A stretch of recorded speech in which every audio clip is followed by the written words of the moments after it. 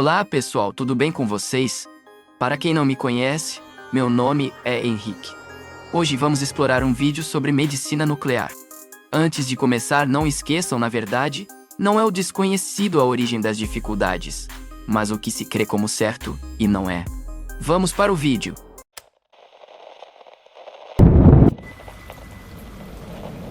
A tecnologia da medicina nuclear é o ramo da medicina diagnóstica de imagem que examina especificamente funções fisiológicas de um órgão. Esse exame é realizado introduzindo um radiofármaco no corpo, mais comumente com uma injeção intravenosa. Mas o radiofármaco também pode ser introduzido através de inalação, ingestão. Em seguida, obtém-se imagens do paciente com o uso de detectores de radiação externa para determinar a distribuição em vivo e a dinâmica do radiofármaco, através da qual a fisiologia do paciente pode ser inferida, produzindo informações essenciais ao médico do paciente para ajudar no diagnóstico, estágio e tratamento. No Brasil, a Agência Nacional de Vigilância Sanitária, Anvisa, definiu radiofármacos como preparações farmacêuticas com finalidade diagnóstica ou terapêutica que, quando prontas para uso, contêm um ou mais radionuclídeos. Compreendem também componentes não radioativos para marcação e os radionuclídeos. Os radionuclídeos precisam apresentar forma de decaimento, energia de radiação e meia-vida física adequadas ao uso que se pretende dar. Para a finalidade diagnóstica, utilizando métodos de imagem, os radionuclídeos devem emitir radiação eletromagnética, com energia variando de 30 a 300 keV. Abaixo de 30 keV, os raios gama são absorvidos pelos tecidos e não detectados pelos detectores. Acima de 300 keV, a colimação se torna menos efetiva e raios gama são detectados com incidência inadequada, resultando em degradação da imagem. Os feixes de radiação gama devem ser monoenergéticos e com abundância de fótons suficiente para reduzir o tempo de aquisições das imagens.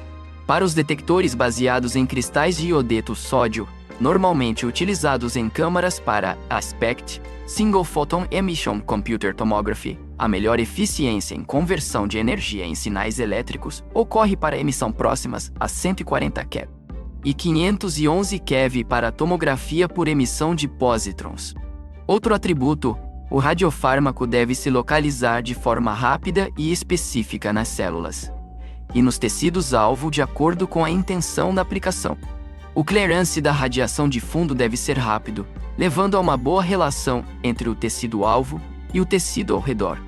E também, para serem utilizados em terapia, os radionuclídeos devem emitir partículas alfa, beta de alta energia, decorrente da desintegração nuclear, ou beta de baixa energia, decorrente da ejeção de elétrons da eletrosfera. Os radiofármacos, tanto para diagnóstico quanto para terapia, são produtos administrados principalmente por via endovenosa e, como tal, precisam ter garantida a qualidade química, radioquímica e as condições de esterilidade e a pirogenicidade do produto, de modo a atender à resolução da Agência Nacional de Vigilância Sanitária, Anvisa. Após a administração, o percurso e a velocidade de captação dependem do radiofármaco em especial, da via de administração e da fisiologia individual do paciente. Entretanto, as características e os parâmetros associados à distribuição e dinâmica in vivo do radiofármaco são de considerável importância clínica. Em alguns casos, a maior captação do radiofármaco em certos tecidos pode ter mais importância clínica, enquanto em outros casos pode ser a ausência de captação.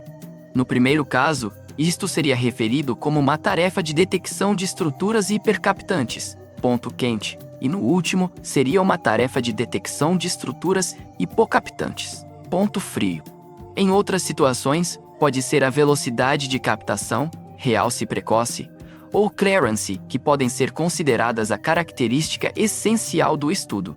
Então, para caracterizar a taxa, localização e magnitude da captação do radiofármaco dentro do paciente, a radiação emitida deve ser detectada, na maioria dos casos, por detectores externos ao corpo do paciente. A passagem da radiação, como os raios gama através de um determinado material, leva a ionizações e excitações, que podem ser utilizadas para medir a quantidade de energia depositada. Essa propriedade permite a mensuração do nível de intensidade de um feixe de radiação ou de pequenas quantidades de radionuclídeos, incluindo a radiação advinda de dentro do paciente. A escolha apropriada da abordagem de detecção depende da finalidade. Uma variedade de abordagens para a detecção da radiação é usada. Mas agora, considere o modelo de um detector básico de radiação. O detector age como um transdutor que converte a energia da radiação em carga eletrônica. A aplicação de voltagem através do detector produz uma corrente eletrônica mensurável. Os 3 tipos básicos de detectores usados em medicina nuclear são detectores a gás, cintiladores e semicondutores. Quando uma radiação ionizante passa através do gás, produzir a ionização das moléculas do gás e a formação de pares iônicos que depende do tipo e da pressão que o gás está submetido. Quando uma voltagem é aplicada entre os 2 eletrodos, as partículas negativas como os elétrons se movimentam para o anodo, e os íons positivos se movem para o cátodo, então produzindo uma corrente que pode ser medida no instrumento. A eficiência dos detectores a gás para a radiação gama é bastante baixa, porque a radiação penetrante passa através do gás com baixa densidade, ocorrendo pouca interação. Para melhor a eficiência de contagem para estas radiações, detectores sólidos e líquidos com alta densidade são usados. Estes detectores têm a propriedade única de emitirem cintilação de luz depois de absorverem as radiações gama.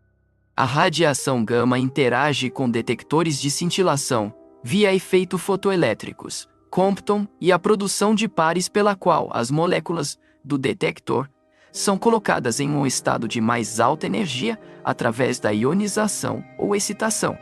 Estes estados de alta energia retornam para o estado fundamental emitindo fótons de luz. Os fótons de luz produzidos são convertidos para pulso elétrico por das válvulas fotomultiplicadores. O pulso é então amplificado por um amplificador linear e selecionado por um analisador de altura de pulso, e então registrado como uma contagem. Detectores semicondutores ou de estado sólido são fabricados com germânio ou silício, que são materiais comumente dopados com lítio, sendo o primeiro mais usado para a detecção da radiação gama de alta energia e o último mais radiação alfa e de baixa energia. O princípio básico de operação desses detectores envolve a ionização dos átomos dos semicondutores, como nos detectores gasosos. Os raios gama emitidos de dentro do paciente atravessam os furos de um colimador absortivo para alcançar o cristal de iodeto de sódio. Na interação do raio gama com o cristal cintilante de iodeto de sódio, milhares de fótons luminosos são emitidos, uma porção dos quais é coletada por uma série de tubos de fotomultiplicador. Avaliando-se as somas ponderadas dos sinais de tubo de fotomultiplicador por meio do computador associado ao sistema, estima-se a localização X e Y bidimensional, 2D, do evento, bem como a energia total depositada por esse evento. Se a energia depositada estiver dentro de uma janela de energia pré-especificada, o evento é aceito e sua localização é registrada. Dessa maneira, a imagem da gama-câmara é construída baseando-se no registro de múltiplos eventos, e uma única imagem de medicina nuclear pode consistir no registro centenas de milhares de tais eventos. Portanto, a localização X e Y de cada evento de detecção aceito é armazenada digitalmente dentro do computador central associado à gama-câmara. Esses dados podem ser capturados de 2 maneiras, modo matriz e modo lista. No modo matriz, um tamanho específico de matriz é predeterminado, dependendo da resolução espacial necessária para a imagem a ser realizada. O tamanho escolhido da matriz é utilizado no campo de visão e a cada localização estimada x, y, é atribuído um determinado elemento de imagem ou pixel dentro da matriz de imagem. O valor desse pixel é então incrementado em 1. Assim, é gerado um histograma bidimensional, 2D das localizações do evento, e ao final da aquisição, o valor específico do pixel é o número total de eventos atribuído a esse pixel durante o processo de aquisição de dados. Para criar uma imagem, ao número de contagens em um determinado pixel é atribuída uma cor ou uma intensidade de cinza, de acordo com uma determinada escala de cor mostrada no monitor do computador. Um exemplo seria a atribuição de cor branca ao pixel com mais alta contagem e cor preta aos pixels sem nenhuma contagem. A todos os outros pixels são atribuídos tons de cinza na dependência do número de contagens. Podem-se obter imagens de muitos parâmetros diferentes da função celular, usando técnicas de imagem molecular. Os muitos benefícios e limitações em potencial demonstrados por cada uma dessas técnicas determinam o seu emprego. Cada vez mais, as formas de aquisição de imagens podem ser combinadas como instrumentos híbridos com modalidades anatômicas, como a TC, permitindo uma melhor localização do biomarcador que está sendo detectado. As principais formas de aquisição de imagens em medicina nuclear são SPECT e PET, que oferecem vantagens óbvias devido à sua sensibilidade para a detecção de radiomarcadores. Embora a PET ofereça algumas vantagens em potencial sobre a SPECT, como melhor resolução e capacidades quantitativas, a SPECT é geralmente mais prática por ser menos cara e estar disponível de forma mais ampla. A combinação de ambas as tecnologias com a TC permite melhor acurácia. Na forma simples, um detector adquire dados de uma fina secção transversal que contém radiação realizando um scanning em várias projeções ao redor do objeto. Para reduzir o tempo de aquisição dos dados, as informações são adquiridas em diversos cortes simultaneamente, usando para isso o maior número de detectores possível tanto na tecnologia PET como na SPECT. Em ambos casos, o princípio de funcionamento da tomografia axial é o mesmo, e consiste em 2 passos: aquisição de dados de uma projeção de uma fina secção transversal do objeto em diversos ângulos e a reconstrução das secções transversais, utilizando-se os dados que foram adquiridos. No equipamento PET, os dados do objeto são adquiridos no modo de coincidência que é diferente do SPECT. Fóton único. O sistema SPECT mais comum consiste em uma típica câmara com uma ou mais cabeças de detectores de iodeto de sódio montados em um gantry com um computador online para aquisição e processamento dos dados. A cabeça do detector gira em torno do grande eixo do paciente em pequenos incrementos de 3 graus, para coletar dados entre 180 graus ou 360 graus. Os dados são coletados na forma de pulsos em cada posição angular e armazenados em uma matriz no computador para posterior reconstrução nos planos de interesse. A tomografia por emissão de positron está baseada na detecção da coincidência de 2 radiações de 511 keV que se originam da aniquilação positron-elétron.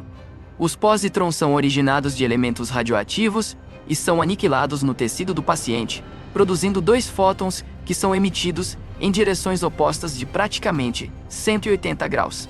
Os 2 fótons são detectados em um certo intervalo de tempo, chamado de janela de coincidência, por 2 detectores conectados eletronicamente. Os fótons de 511 keV são convertidos para fótons de luz no cristal cintilador e a formação do pulso elétrico ocorre em válvula fotomultiplicadora. A análise de altura de pulso segue as mesmas características da gama-câmara convencional. Os detectores são montados em uma disposição de vários anéis, de modo a ter o órgão de interesse no campo de visão compreendido pelos anéis. Os dados obtidos sobre 360 graus simultaneamente ao longo do eixo do corpo do paciente são usados para a reconstrução da imagem da distribuição de atividade no corte de interesse.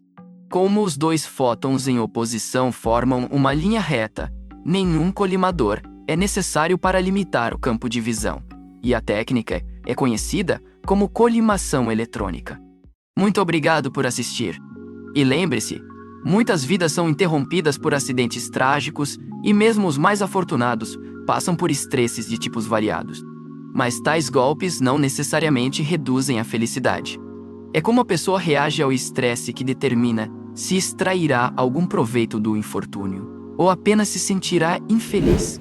Vamos continuar dando o nosso melhor. apoiando uns aos outros e mantendo o foco em nossos objetivos.